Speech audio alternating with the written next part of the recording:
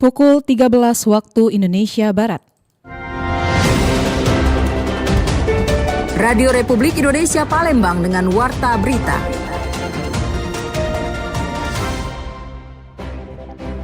Ini yang sudah terpantau di kita nih ada 6 SPPG yang mana mereka belum memenuhi persyaratan, salah satunya seperti SHS, kemudian secara infrastruktur dan juga secara ya kaitan dengan pembebasan PBB itu memang batas maksimal ada 500, tetapi ada kriteria tertentu ya. Nah, kriteria tertentu saya detailnya tidak begitu paham, dari Bapenda yang lebih tahu, tetapi tidak secara general. Jadi ada kriteria tertentu sehingga pembebasannya umpamanya kalau dia punya 2 aset, 2 lahan, tetapi kita ambil 1. Berapa kriteria itu? Jadi tidak secara general dibebaskan.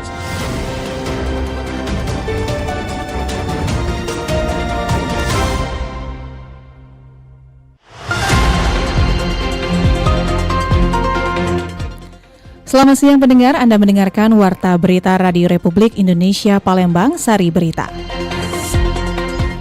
Badan Gizi Nasional menghentikan sementara operasional 6 SPPG di Sumatera Selatan karena tidak memenuhi kelayakan higienis dan infrastruktur dasar. Pemerintah Kota Palembang memastikan pembebasan PBB P2 bagi wajib pajak dengan ketetapan pokok maksimal Rp500.000 diterapkan secara selektif melalui verifikasi berulang.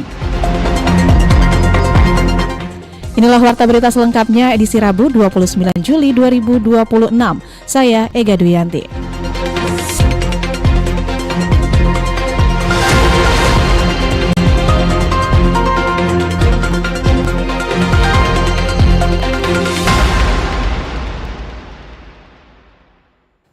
Pendengar, Badan Gizi Nasional menghentikan sementara operasional 6 SPPG di Sumatera Selatan karena tidak memenuhi kelayakan higienis dan infrastruktur dasar.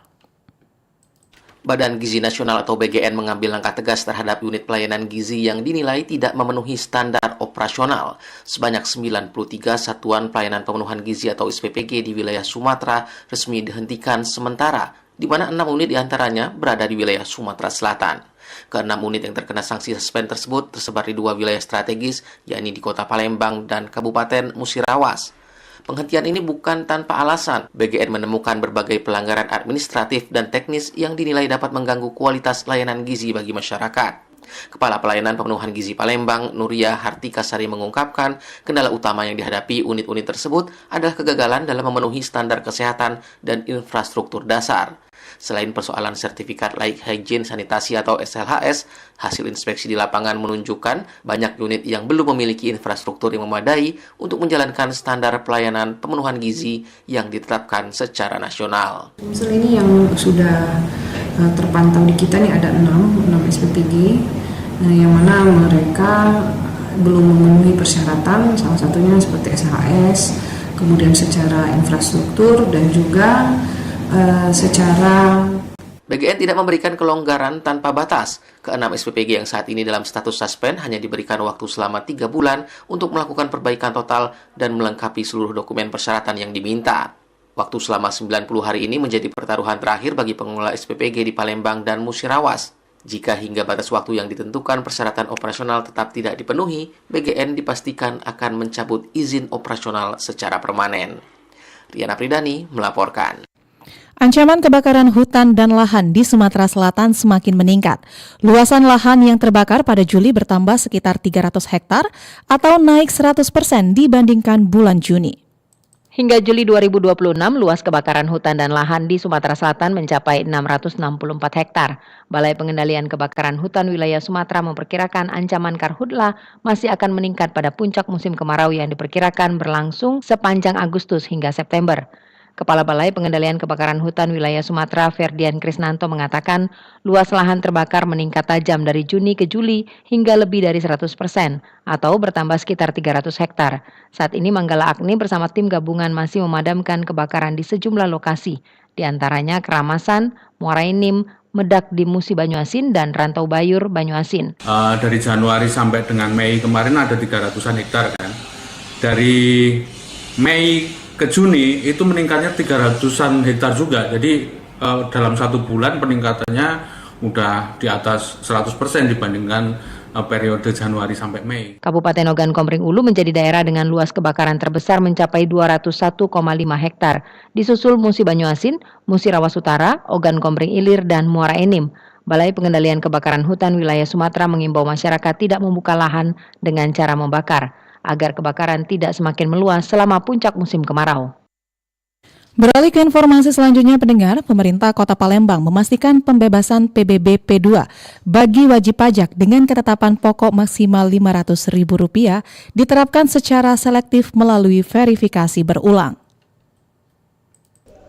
Pemerintah Kota Palembang memastikan kebijakan pembebasan pajak bumi dan bangunan perdesaan dan perkotaan atau PBB P2 bagi wajib pajak dengan ketetapan pokok maksimal Rp500.000 tidak berlaku untuk seluruh wajib pajak. Kebijakan ini hanya diberikan kepada wajib pajak yang memenuhi kriteria tertentu setelah melalui proses verifikasi oleh Badan Pendapatan Daerah atau Bapenda. Wali Kota Palembang Ratu Dewa mengatakan, pembebasan PBB P2 diberikan secara selektif dan tidak bisa diterapkan secara menyeluruh. Menurutnya, terdapat sejumlah persyaratan yang menjadi dasar penilaian Bapenda, termasuk kondisi kepemilikan aset wajib pajak, meski nilai ketetapan pajaknya di bawah Rp500.000, belum tentu seluruh wajib pajak otomatis memperoleh pembebasan.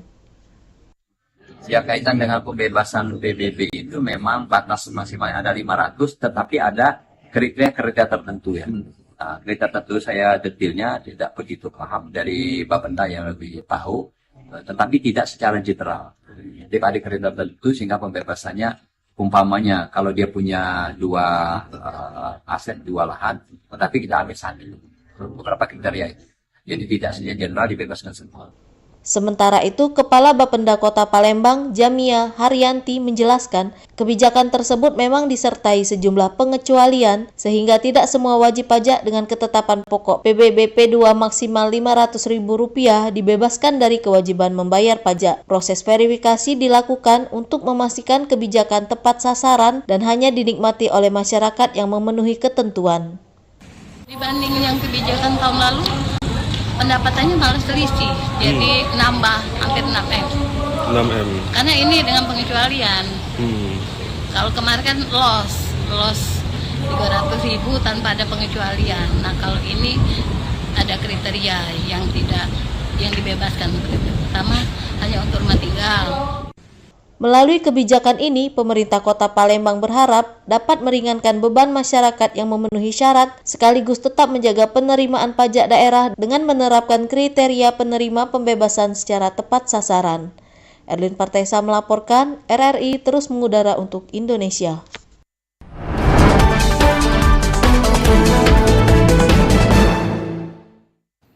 Beralih ke informasi selanjutnya, pendengar, sebanyak 672 peserta dari berbagai komunitas dan organisasi mengikuti apel besar Sabuk Kamtibmas di halaman Mapolrestabes Kota Palembang.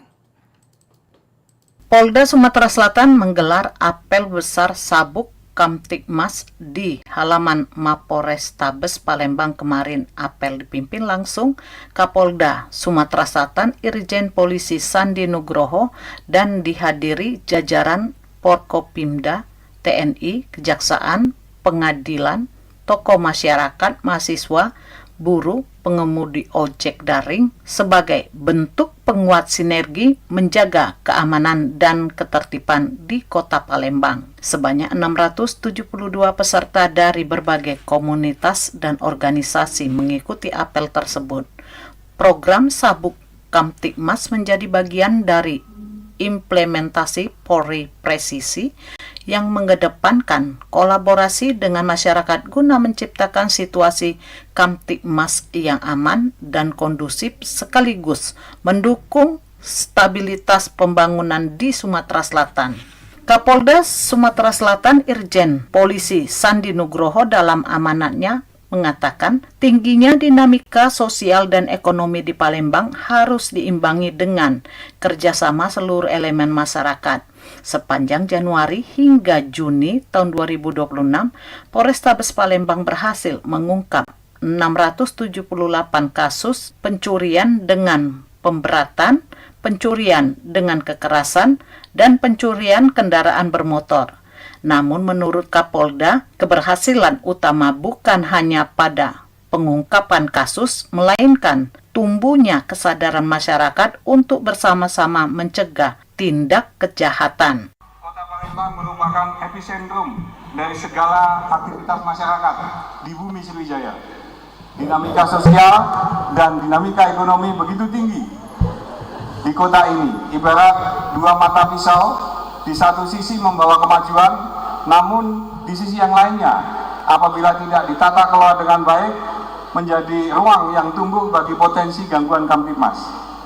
Tantangan inilah yang mengharuskan kita untuk selalu waspada dan tidak boleh lengah sedikit pun untuk menjaga kota Palembang aman baik. Sebagai gambaran, sepanjang Januari sampai dengan Juni 2026, kita berhasil mengungkap kasus kejahatan sebanyak 678 kasus, terdiri dari curat, curas, dan curanmor di kota Palembang. Meskipun ratusan perkara telah berhasil kita ungkap, saya tegaskan bahwa angka-angka pengungkapan tersebut bukan merupakan kebanggaan bagi Kepolisian Republik Indonesia yang selama ini bekerja sama dengan masyarakat untuk bisa mengungkapnya. Kenapa tidak kita banggakan? Karena kejahatan masih terjadi di kota Palembang. Yang kita banggakan atau yang menjadikan kita bangga adalah ketika kita berhasil merubah perilaku dan mindset masyarakat sama mencegah terjadinya potensi kejahatan maupun gangguan Kamtibmas. Polda Sumatera Selatan berharap semangat Sabuk Kamtibmas semakin memperkuat persatuan dan kepedulian masyarakat dalam menjaga keamanan lingkungan. Dukungan dari kalangan buruh, mahasiswa, hingga pengemudi ojek daring menunjukkan tingginya partisipasi masyarakat dalam menciptakan kota Palembang yang aman, damai, dan tertib. Rangkaian kegiatan juga diisi dengan pemberian penghargaan kepada warga yang menggagalkan aksi kejahatan, penyerahan kendaraan, dan telepon genggam hasil pengungkapan kasus pada pemiliknya. Pemusnahan barang bukti narkotika berupa hampir 19,5 kg sabu dan ratusan butir ekstasi, serta peluncuran aplikasi layanan digital Ampera 247. Selain itu, masyarakat juga dapat mengunjungi stan UMKM, layanan bakti kesehatan, dan berbagai inovasi hasil kerjasama dengan Universitas Sriwijaya. Lamsi Harsiltonga melaporkan. Pendengar, warta berita ini disiarkan secara langsung melalui RRI Programa 1 Palembang frekuensi 92,4 FM dan disiarkan juga melalui streaming YouTube Pro 1 RRI Palembang dan aplikasi RRI Digital yang bisa diunduh melalui Play Store dan juga App Store. Anda masih bersama Warta Berita RRI Palembang.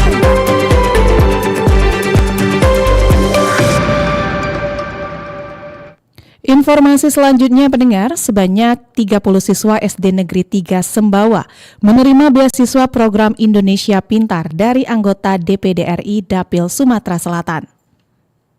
Anggota DPD RI Daerah Pemilihan Sumatera Selatan Amalia Sobli menyalurkan beasiswa program Indonesia Pintar atau PIP kepada 30 siswa SD Negeri 3 Sembawa, Kabupaten Banyuasin. Bantuan ini diberikan sebagai upaya mendukung keberlangsungan pendidikan sekaligus meringankan beban biaya sekolah bagi peserta didik yang membutuhkan. Penyerahan beasiswa dilakukan secara simbolis saat Amalia Sobli mengunjungi SD Negeri 3 Sembawa pada Selasa 28 Juli 2026. Sebanyak 30 siswa menerima bantuan PIP setelah ditetapkan sebagai penerima sesuai mekanisme program yang berlaku. Amalia Sobli mengatakan, penyaluran beasiswa PIP di Kabupaten Banyuasin dilakukan secara bertahap dan menyasar sejumlah sekolah agar manfaatnya dapat dirasakan lebih luas oleh masyarakat. Amalia menambahkan, program serupa juga dilaksanakan di seluruh kabupaten dan kota di Sumatera Selatan. Sebelum ke Banyuasin, penyaluran telah dilakukan di Kabupaten Ogan Ilir dan selanjutnya akan berlanjut ke Kabupaten Ogan Kombring Ilir sebagai bagian dari pemerataan penerima manfaat di 17 kabupaten dan kota. 30 untuk di SD ini. Kita kemarin sudah memberikan sekitar berapa ratus ya, saya lupa, cuma untuk di Kecamatan Sembawa, tapi dengan kebijakan dibagi ke beberapa SD gitu. Mungkin untuk kecamatan lainnya?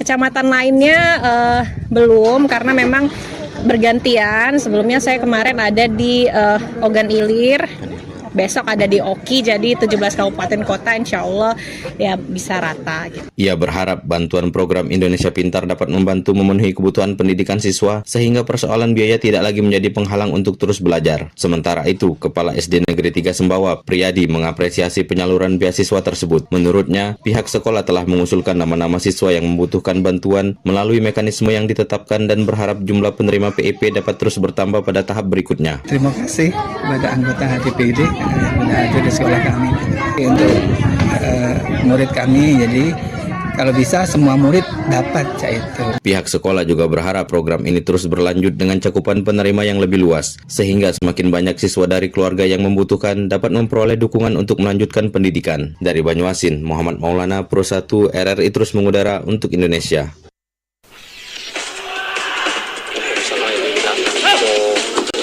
Olahraga atletik Sumatera Selatan berharap pemusatan latihan nggak usah mulu-mulu kan, karena dilihat dari persiapan sekarang WJRC tidak akan terpengaruh terkait dengan pemain sudah memahami kesabaran masing-masing.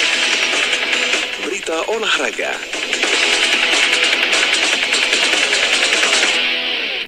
Pendengar, kita beralih ke berita olahraga. Manajemen Sriwijaya FC berencana akan bergerak mengumpulkan para pemain dan menggelar latihan di bulan Agustus mendatang.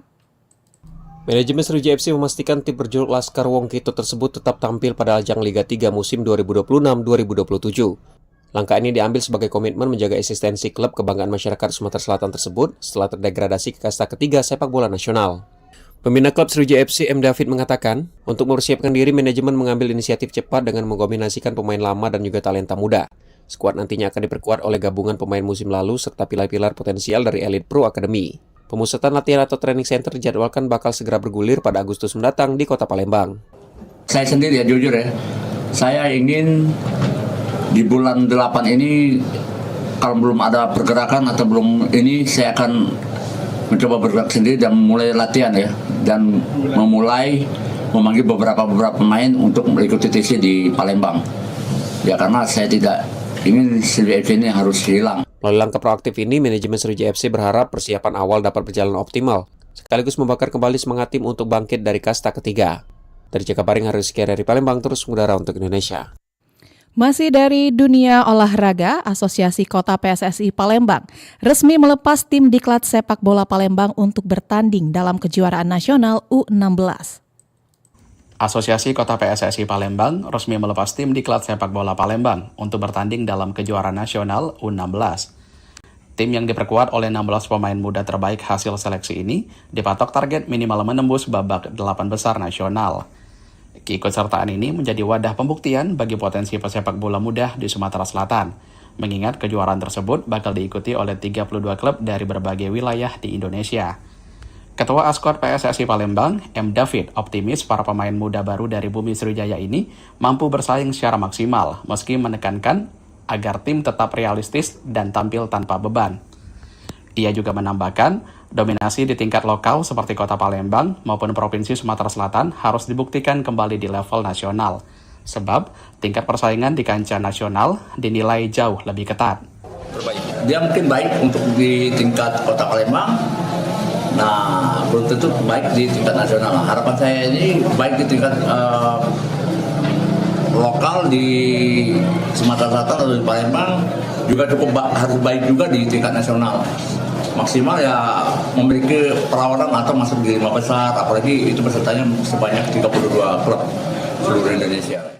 Guna memacu semangat berlaga, PSSI Palembang juga menyiapkannya komitmen apresiasi berupa bonus bagi para pemain apabila berhasil mengukir prestasi dan memboyong gelar juara pada ajang Kejurnas U16 tahun ini.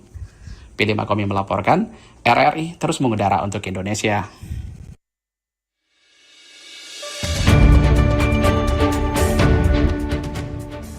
Pendengar, sekian warta berita produksi Radio Republik Indonesia Palembang. Sebelum berpisah, kami sampaikan kembali pokok-pokok berita.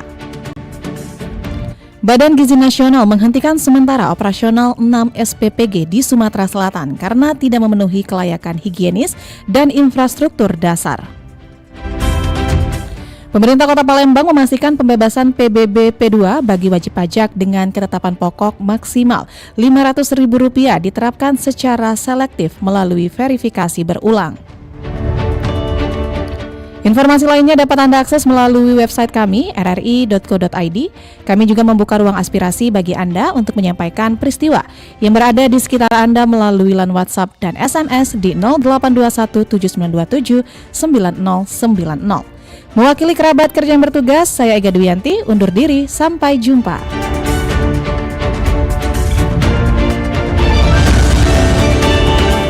Demikian Warta Berita Radio Republik Indonesia Palembang.